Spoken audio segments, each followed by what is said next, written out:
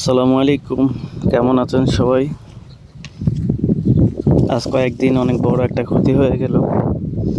আপনারা অনেকেই জানেন আমার একটা খামার আছে। তো কিছুদিন যাবৎ আজকে 2-3 দিন মুরগিগুলো মারা যাচ্ছে।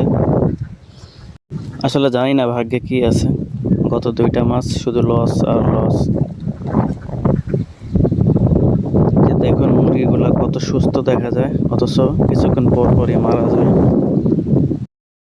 মুরগিগুলোর আইবিএস এবং গাম্বুরা এই 2টা রোগের সমস্যা হয়েছিল।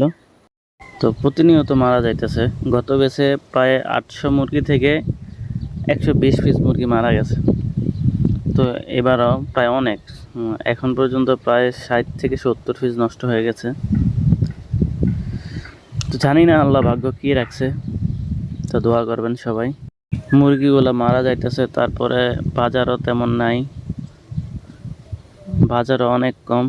এখন পাইকারি সম্ভবত 140 টাকা। তো জানি না আল্লাহ পাক ভাগ্যে কি রাখছে। এভাবে লস হইতে থাকলে হয়তো ব্যবসা করা সম্ভব হবে না আর। যদি মৃত্যুর হারটা আরও বেড়ে যায় তাহলে হয়তো অনেক টাকা ক্ষতির মুখে পড়তে হবে। আসলে অনেক রিস্কি একটা ব্যবসা, কখন কি হয়ে যায় বলা যায় না।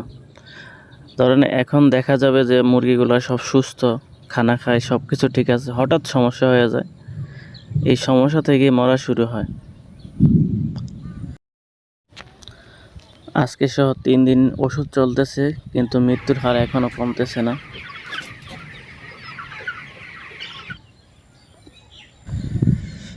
তো আসলে দোয়া করবেন সবাই।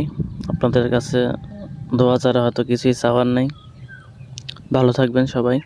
আসসালামু আলাইকুম।